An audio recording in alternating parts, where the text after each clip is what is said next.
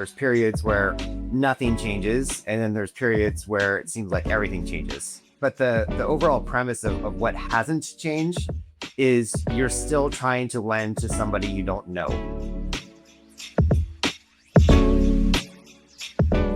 Hi, everyone. Thank you so much for joining us today. My name is Erin Haselkorn. I am the Senior Director of Analyst Relations here at Experian.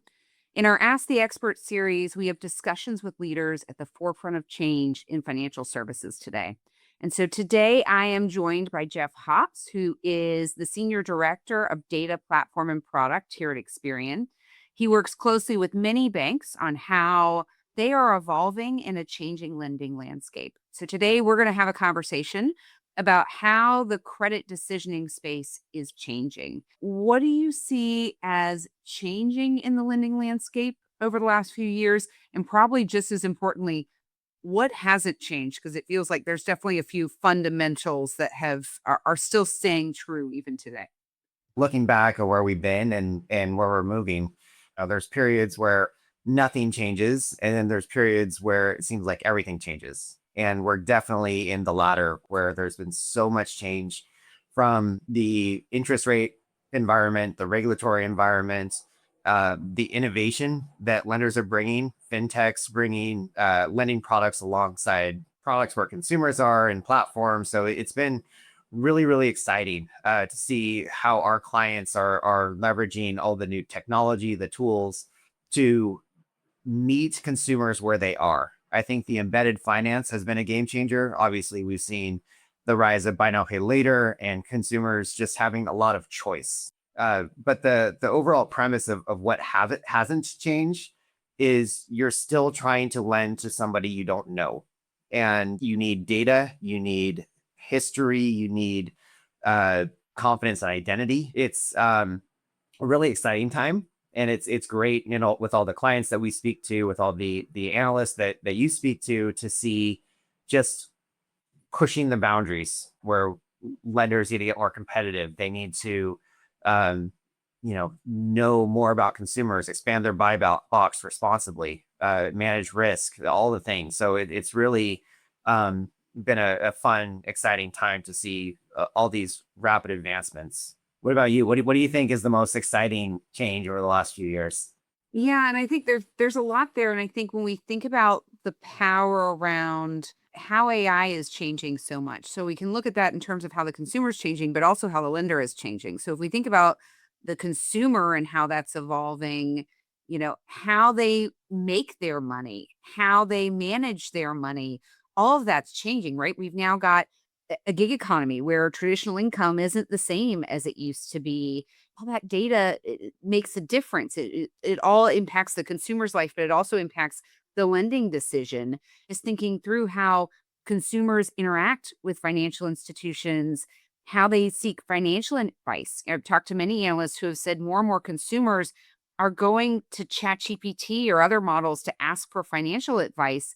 It changes the role of the consumer with the institutions. I think we're going through such a period of rapid change, but it's still about making that fundamental decision. And when you think about, a lot of us will talk about when we make a gut decision, right? You've talked in the past when we used to make a lending decision, somebody would come into a branch, you'd meet them, you'd be making a decision. You're going based on your gut. And what is your gut? Your gut is a series of a knowledge base of things that you've experienced over your life to help you make a decision.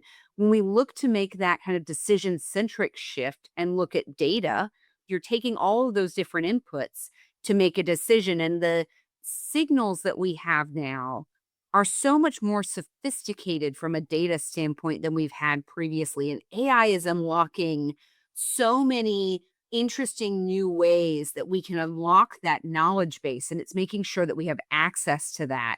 It's really fascinating. And I'm curious how you're seeing in some of your lender conversations, how are lenders taking a stance in terms of dealing with that evolving landscape and all of these new signals that they now have at their disposal? The changing how people are working, how people get their income. It's a lot of people. It's not one thing where it's a W-2 and that's it. It's a um, stream of income. And with cash flow, we can get a full picture of it, what makes it into a bank account. So if it's, gig economy work or gifts or investment income, we can capture the full picture of the consumer, based on those changing patterns that we're seeing, where it's not just one income stream that's affecting the consumer. The data is so important, and data that is spans across time and that is also deep is very, very important. When we see email data, billions and billions of email signals, but it's across time, so we can see how has an email changed, or have we seen an email 10 years ago than every day for the past 10 years, or is it something that's popped up recently? We can start to accumulate all those signals and then start to make decisions. We can have more confidence in who we're dealing with, because I think a lot of what is changing is tying those signals together, but the data becomes so much more important as we start to build these models, as we start to try to train AI underwriting.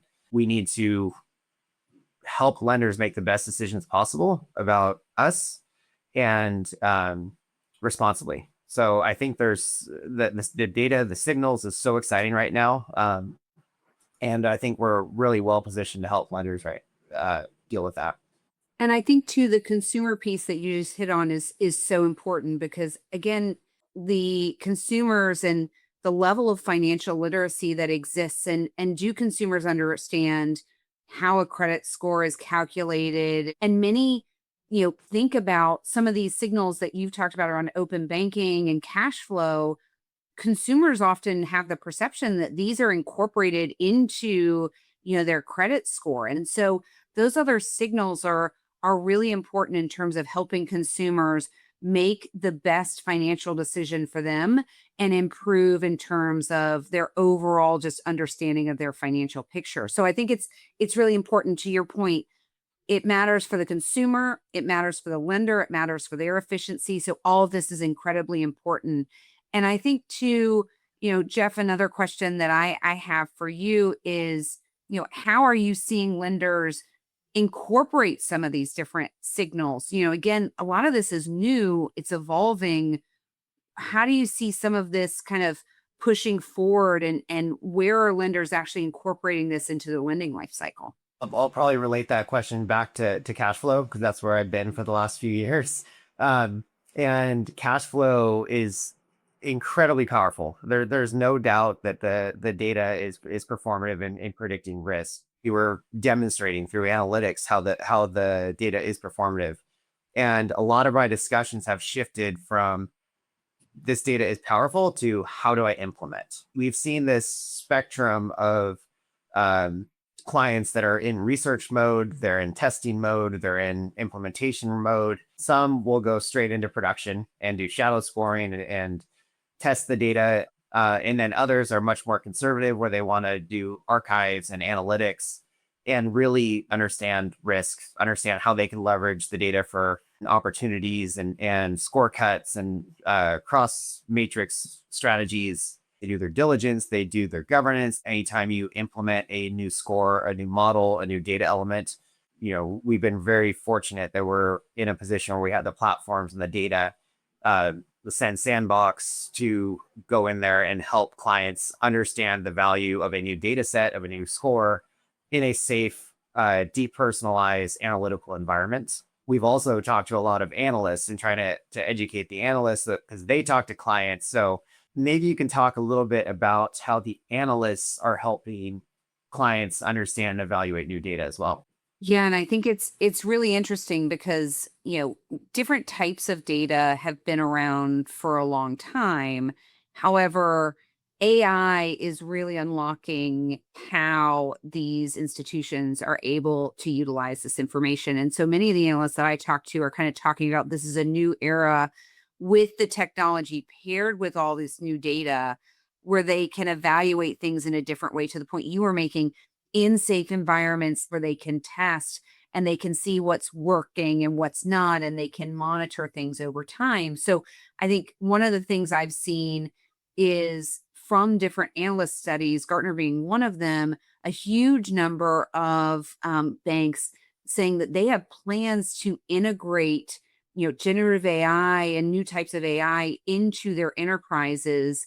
And data is a huge factor in that, right? They're looking at how do they solve this problems? How do they get more granular? How are they doing a good job balancing risk with a desire to drive new business within their institution? And so data and looking at all these different signals across AI allows them to do that at scale in a way that they couldn't previously, with really powerful, sophisticated models, and being able to then step up to a human when it's needed, but you can have all of that in a very governed, documented, transparent way that you really couldn't in previous ways. So again, I know we're going to be talking at some point around how AI is going to be changing this landscape, but I think you can't emphasize it enough. I think the data element is the foundation.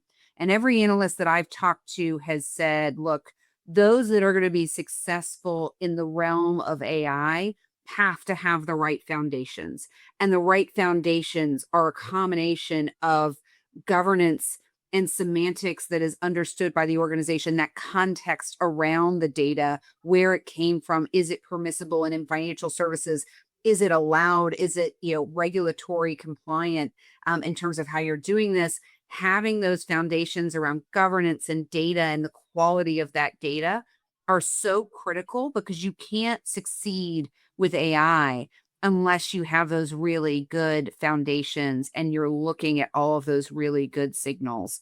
And I think kind of last question, Jeff, is, before we wrap up today, what's going to be on the horizon in terms of the data inputs that you think lenders could be utilizing? We absolutely can see insights that we've never seen before, especially when we think about embedded finance, that we can start to see consumer behaviors. We can see how are they interacting with apps. The regulatory, we need to make sure that we're doing this responsibly and fairly. With cash flow, we can see spending patterns, we can see spending behavior, but we need to make sure that those signals don't have unintended consequences or bias or anything that treats consumers unfairly. If someone buys their coffee at Starbucks versus Pete's, that's not an adverse actionable insight. So we need to make sure that when we're doing this, when we're going through all this awesome time of change and data availability and modeling and insight, it's all about consumers, because it's all of us, it's all of our friends, it's all of our families. So we really need to make sure that we are managing this data, this rapid innovation, with all of us front and center, because it does impact real lives. And to that point, it is about using this really powerful new set of insights that we have at our disposal now to make some of these decisions, and making sure we're doing it in a really responsible way, thinking about the consumer, thinking about the community. It's incredibly important. It is a new power that institutions can unlock in making really advanced and granular decisions. But again, they've got to use that responsibly. And so with that, I want to say thanks so much to Jeff. It was a great discussion today. Thanks for joining us on Ask the Expert. Stay tuned for our next episode coming shortly. Have a good day.